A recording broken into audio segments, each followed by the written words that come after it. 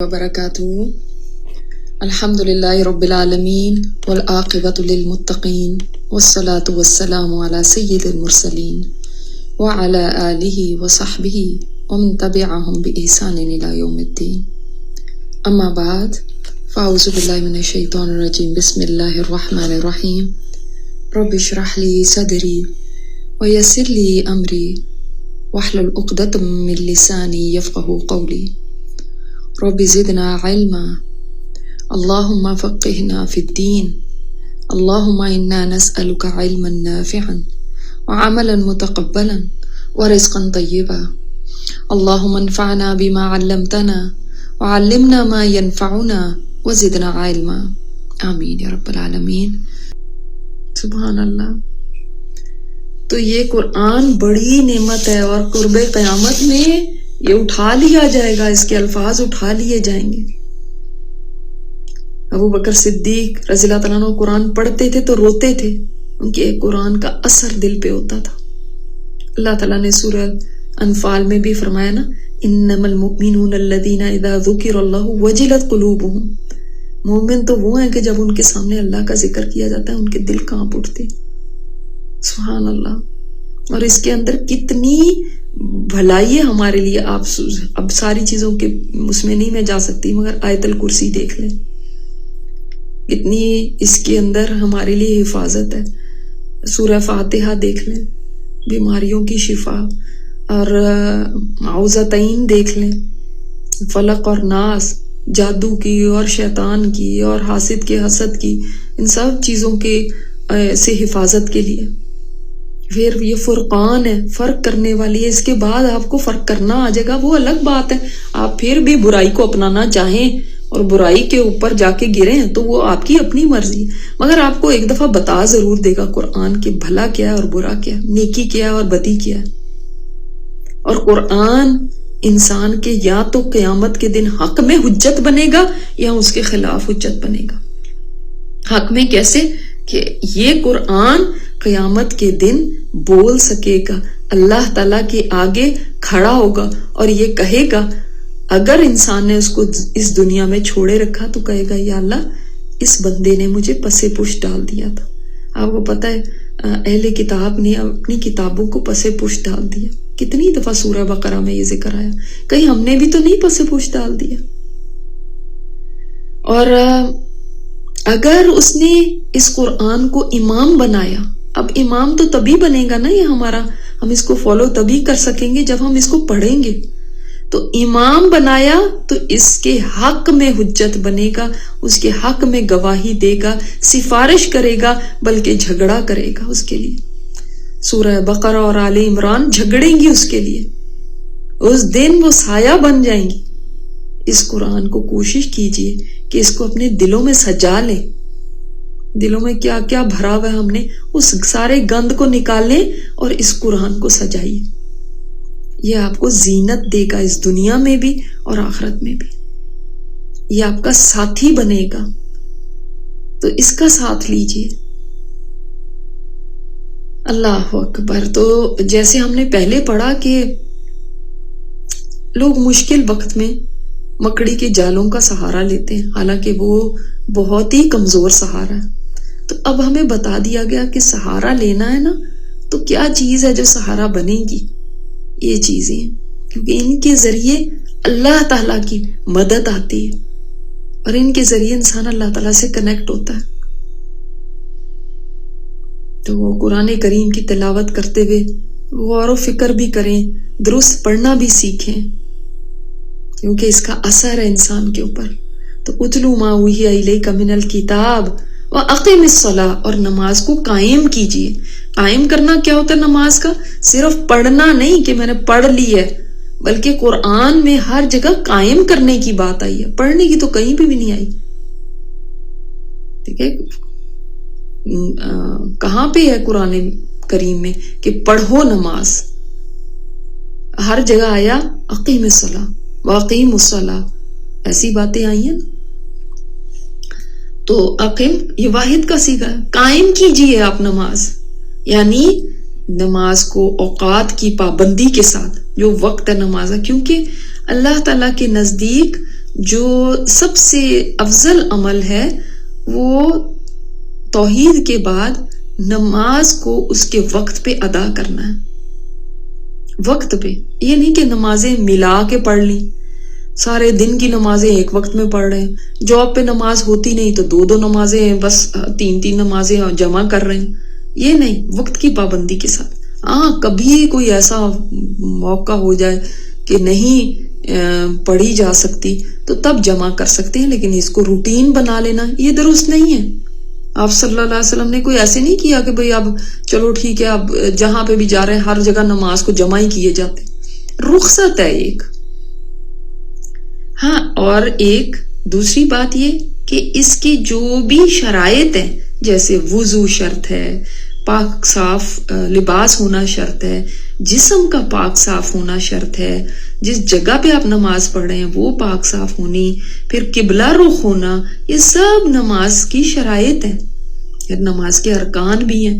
مثال کے طور پہ سورہ فاتحہ پڑھنا ہر رکعت میں، رکوع اور سجدہ کرنا، اور یہ سب ارکان ہیں نماز کے. تو اسی طرح عورتوں کے لیے اوڑھنی کے ساتھ نماز پڑھنا، یہ نہیں ہے کہ آپ بس باریک سا دوپٹہ لے لیں. یہ بھی حدیث میں ہے کہ عورت کے لیے اضافی شرط جو ہے وہ اوڑھنی لینا ہے. میں آپ کو خاص طور پہ یہ بات کیوں بتا رہی ہوں، آپ سوچیں گے کہ تو ہمیں پتہ ہی ہے اس میں کون سی ایسی بات. اس لیے کہ مجھے ایک دفعہ ایک خاتون ملی تھی تو انہوں نے کہا کہ میں تو بغیر دوپٹے کی نماز پڑھتی ہوں. اس لیے کہ کہاں ہے یہ لکھا ہوا کہ آپ نے سر کو کور کر کے نماز پڑھنی. تو ایسے کچھ سرپھرے لوگ آپ کو کبھی مل ہی سکتے ہیں. وہ پتا ہونا چاہیے کہ حدیث کے اندر ہے یہ بات. تو نماز کے ذریعے بھی اللہ تعالیٰ سے تعلق جڑتا ہے، کیونکہ جیسے قارون اور حامان اور فرعون کے ساتھ قیامت کے دن ہوں گے تو سوچیں ان کا انجام کیا ہوگا. یہ نماز انسان کو دل کا سکون بھی دیتی ہے، تسلی و تشفی بھی دیتی ہے، اور اس کا ایک بڑا فائدہ کیا ہے، ان الصلاۃ تنہی عن الفحشاء والمنکر. نماز جو ہے روکتی ہے فحاشی سے اور منکر سے. فحاشی کیا ہوتی ہے؟ بڑے گناہ جن کی خواہش دل میں ہو، جس لیے بے حیائی کے کام، ان کی طرف انسان نا اس کا دل اس طرف کو ذرا مائل ہوتا ہے، ذرا دیکھوں تو صحیح، ذرا چیک تو کروں، ایک نظر ہی ڈال لوں، ایسے ہوتا ہے نا. تو فحاشی کے کام ہے جو خاص طور پہ سیکشول میٹر سے بھی مطلب سیکشول انسٹنکٹس انسان کی جو ہیں اس سے ریلیٹڈ ہوتے ہیں، اور یہ بہت اسٹرانگ انسٹنکٹ ہے انسان کے اندر. اور منکر کون سی چیز ہے؟ منکر وہ چیز ہے جس کو عقل بھی کہے کہ یہ بری ہے، چاہے کوئی مومن ہے، کافر بھی ہے نا، اس کو بھی عقل تو سب کے اندر ہے نا، عقل کہتی ہے کہ یہ چیز بری ہے.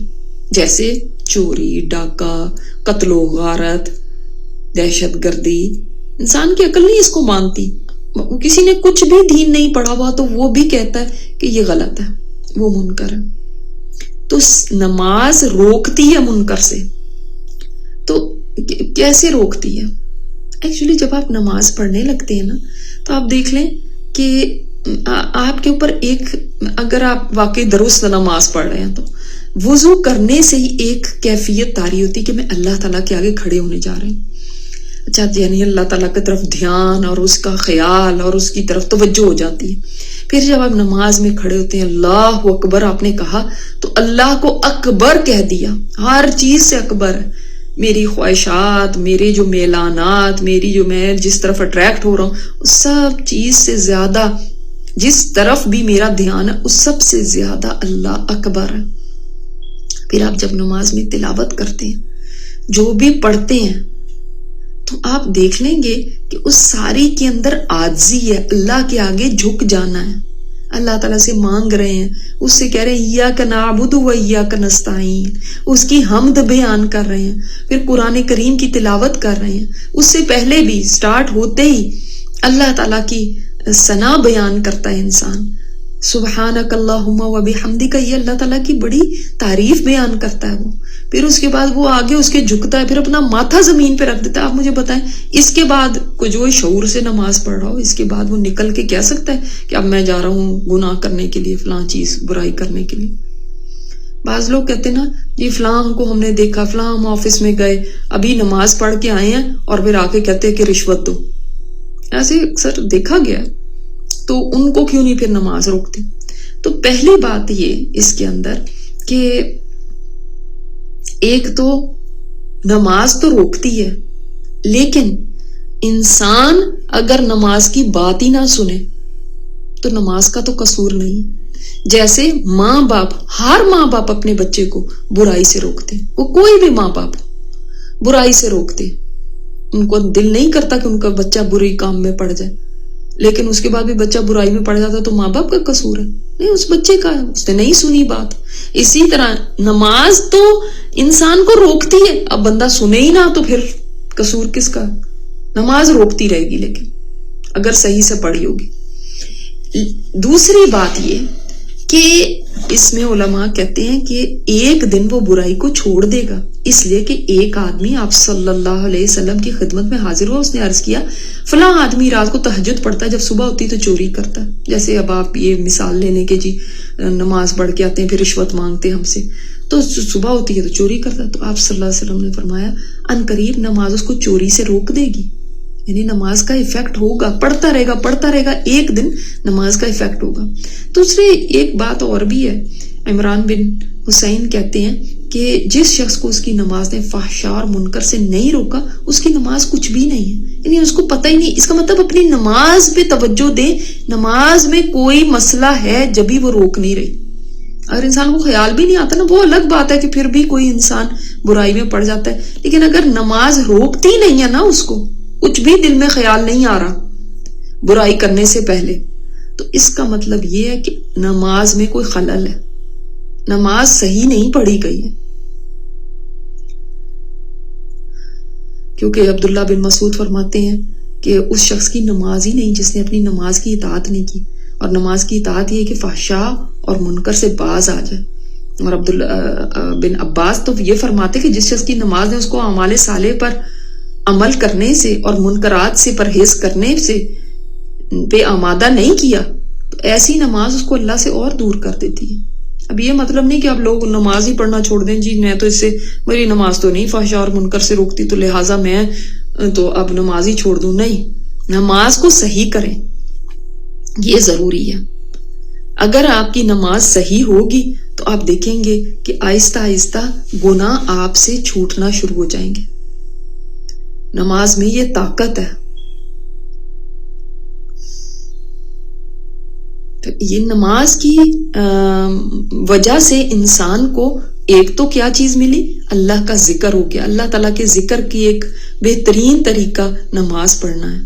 نمبر 2، آپ برائیوں سے رک جاتے ہیں کیونکہ اللہ تعالیٰ کا خیال آ جاتا ہے نا. بار بار جب 5 دفعہ اللہ تعالیٰ کا خیال آئے گا تو پھر کوئی انسان کیسے بھولا بھی ہوگا تو یاد آ جائے گا نا. اس لیے نماز روکتی ہے. اس سے پتہ چلتا ہے، اب ہم یہ دیکھیں اس کو اس طرح سے، آپ دیکھیں کہ اس کا مطلب ہے کہ جو صحیح پڑھنے والا ہے وہ ضرور رکے گا فحاشی اور منکر سے، اس کی نماز کو ضرور روک سکے گی. نماز اگر سٹرونگ ہے تو ضرور روک سکے گی. ہم اب دیکھیں کہ ہم بھی نمازیں پڑھتے ہیں الحمدللہ، کیا ہماری نمازیں ہمیں روکتی ہیں فحاشی اور منکر سے؟ کیا ہماری نمازیں ایسی ہیں کہ فحش جگہ پہ ہم بیٹھ جائیں، چلو ہم خود نہیں فحاشی کا کوئی کام کر رہے لیکن ہم ایک فحش مجلس میں چلے جائیں اور ہمیں وہاں پہ بڑا انجوائے کر رہے ہیں، ہم بڑا ہمیں مزہ آ رہا ہے، تو ہماری اس کا مطلب ہے تھوڑی سی توجہ ضرور ہونی چاہیے، تھوڑی سی فکر ضرور ہونی چاہیے کہ میری نماز کیسی ہے. کیونکہ اگر میری نماز صحیح ہوتی تو میں کبھی یہاں پہ بیٹھ کے مزہ نہ کر رہی ہوتی اور میں یہ نہ کہتی بہت مزہ آیا ہے آج ایک فحاشی کی مجلس میں بیٹھ کے، یا ایک اسکرین کے اوپر کوئی فحاشی کی چیز چل رہی ہے، کوئی سین ایسے آ رہے ہیں اور ان کو دیکھ کے مجھے کچھ بھی نہیں ہوتا اور میں بڑے شوق سے اس کو دیکھ رہی ہوں اور یہ بھی میری انٹرٹینمنٹ ہے، تو ضرور میری نماز میں کوئی مسئلہ ہے، کیونکہ اللہ تعالیٰ کا قرآن غلط نہیں کہتا، ہماری بات غلط ہوگی، وہ تو روکتی ہے، تو کیوں نہیں روکا؟ اس کا مطلب نماز میں ویکنیس ہے، نماز کو سٹرونگ کرنے کی ضرورت ہے۔ اگر منکر سے نہیں رکتے تب بھی سٹرونگ کرنے کی ضرورت ہے، کفر، شرک، گناہ کے سارے کام۔ لیکن خیر منکر کے اندر فحاشی بھی آ جاتی ہے، وہ بھی تو برائی ہی ہے، مگر اس کو الگ سے کیوں مینشن کیا گیا؟ اس لیے کہ یہ بہت بڑا ایک مسئلہ ہے، اور انسان اس طرف بڑے شوق کے ساتھ نہیں، اس کے اندر انکلینیشن ہوتی ہے نا اس کی، بڑے شوق کے ساتھ اس طرف بڑھتا ہے۔ اور آج کے دور میں تو بہت ہی زیادہ فحاشی کا ایک سیلاب آیا ہوا ہے، جدھر دیکھو ادھر فحاشی ہے، جدھر دیکھو۔ اب تو اسکول کالج بھی اس سے نہیں بچے، آپ کسی ڈرامے کو اٹھا لیں، فلموں کو اٹھا لیں، آپ میڈیا میں کچھ بھی دیکھ لیں، میگزینز دیکھ لیں، اخباریں دیکھ لیں، ٹی وی کے ایڈز دیکھ لیں، اب تو یہ حال ہو گیا ہے کہ فحاشی لگتی ہی نہیں ہے لوگوں کو، اب تو یہ کامن بات ہو گئی ہے، اس میں کیا بات ہے؟ تو نماز پھر کیسی ہے؟ نماز کے اس کا مطلب ہے کہ ہم درست کریں، اور جو لوگ نماز میں ہی کمی اور کوتاہی کر رہے ہیں وہ یاد رکھیں کہ قیامت کے دن جو اٹھتے ہی پہلا سوال ہونا ہے وہ نماز کا ہونا ہے، عبادات میں سے کسی اور عبادت کا پہلے نہیں پوچھا جانا، سب سے پہلے نماز کا پوچھا جائے گا۔ سوچیں اگر پہلا کوسچن ہی رانگ ہو گیا تو آگے کیا ہوگا پھر؟ بلکہ امام احمد بن حنبل تو کہتے ہیں کہ جو نماز ہے جو نہیں پڑھتا وہ مسلمان ہی نہیں رہتا، علماء کہتے ہیں اس کو مسلمانوں کے قبرستان میں بھی نہ دفناؤ، یہ تو مسلمان ہی نہیں ہے۔ اور صحابہ کرام کس چیز سے لوگوں کو پہچانتے تھے کہ یہ واقعی مسلمان ہیں؟ ان کی نماز سے۔ اسی لیے تو منافقین کو مصیبت تھی کہ ان کو نماز کے لیے آنا پڑتا تھا، وہ بھی مسجد آتے تھے، جماعت سے نماز پڑھتے تھے، کیونکہ کیا کریں وہاں پہ اس طرح کے کوئی کانسیپٹ ہی نہیں تھا کہ کوئی نماز نہیں پڑھتا تو یہ مسلمان ہے۔ یہ تو آج ہم نمازیں بھی چھوڑ کے، یا نماز بالکل ایسے ہے کہ بیئر منیمم، کبھی 2 پڑھ لی، کبھی 3 پڑھ لی، کبھی جتنا دل کیا پڑھ لیا، کبھی کوئی بھی نہ پڑھی۔ تو یہ تو ہم نے سوچا ہوا ہے نا کہ پھر بھی ہم پکے سچے مسلمان ہیں، اور دل کو دیکھنا چاہیے، اور اس سے کیا فرق پڑتا ہے، اور اللہ کو ہماری نمازوں کی کیا ضرورت ہے، اور ایسی باتیں یہ ہمیں آج آ گئی ہیں۔ اس زمانے میں یہ سمجھا ہی نہیں جاتا تھا کہ کوئی مسلمان ہے اگر اس کے پاس نماز نہیں ہے۔ اور نماز کیسے ادا کرنی چاہیے؟ جیسے نبی علیہ الصلوۃ والسلام نے پڑھ کے دکھائی، اور وہ ساری محفوظ ہے آج الحمدللہ حدیث میں، ہمیں پتہ چلتا ہے انہوں نے کیسے ایک سبحان اللہ، سوچتی ہوں کہ ہاتھ رکھنا کیسے ہے، رکوع کیسے تھا، سجدہ کیسے تھا، سجدوں کے درمیان بیٹھنا کیسے تھا، کھڑے ہونا کیسے تھا، کیا کیا ان میں پڑھنا ہے، نظر کہاں پہ ہونی چاہیے، یعنی ایک مائنیوٹ ڈیٹیل تک بھی ہے۔ اور پھر خشوع کا تو کیا حال، اقیم الصلاۃ میں خشوع بھی ہے، ظاہر کو بھی ٹھیک ہونا چاہیے اور خشوع بھی ہونا چاہیے۔ تو یہ ساری چیزیں نماز کا کمپوننٹ ہے، تو ایک چیز محفوظ ہے۔ اب آپ بتائیں اس کے بعد بھی اگر ہم یہ جاننا ہی نہیں چاہیں کہ ہمارے نبی نے کیسے نماز پڑھی، انہوں نے کیا کیا پڑھا نماز کے اندر، اور ہم بس وہ جو ہمیں کسی نے بچپن میں کسی آپا جی نے یا کسی قاری صاحب نے سکھا دی تھی، بس وہی ہے، اب اس میں کیا ٹھیک ہے اور کیا نہیں ہے وہ کبھی بودر ہی نہیں کیا کہ کبھی دیکھیں۔ تو آپ اپنی نماز کو ضرور توجہ دیجئے۔ میری نماز کے نام سے لیکچر بھی ویب سائٹ پہ موجود ہے، ضرور کوشش کیجئے کہ اس کو سنیں، اس میں سب یہ چیزیں بتائی گئی ہیں۔ وَلَذِكْرُ اللَّهِ أَكْبَرُ، اور اللہ کا ذکر بڑی چیز ہے، یعنی اللہ تعالیٰ کا ذکر اتنی بڑی چیز ہے، اس کی وجہ سے انسان برائیوں سے رک جاتا ہے۔ اللہ کا ذکر کرنا بہت بڑی بات ہے۔ اللہ تعالیٰ کا ایک ذکر وہ ہے جو زمین پہ ہوتا ہے، اور ایک وہ ہے جو آسمانوں پہ ہر وقت ہو رہا ہے، فرشتے ہر وقت کر رہے ہیں۔ مگر آپ کو ایک دلچسپ بات بتاؤں، وہ جو زمین پہ اللہ کا ذکر ہوتا ہے وہ زیادہ افضل ہے آسمان کے ذکر سے۔ کیسے؟ حدیث قدسی ہے، اللہ تعالیٰ فرماتا ہے جب بندہ مجھے اپنے دل میں یاد کرتا ہے تو میں بھی اس کو اپنے جی میں یاد کرتا ہوں، جب وہ مجھے کسی مجلس میں یاد کرتا ہے تو میں بھی اس کو اس سے بہتر مجلس میں یاد کرتا ہوں، یعنی فرشتوں کی مجلس۔ سبحان اللہ، اللہ تعالیٰ کی قدردانی کتنی بڑی ہے۔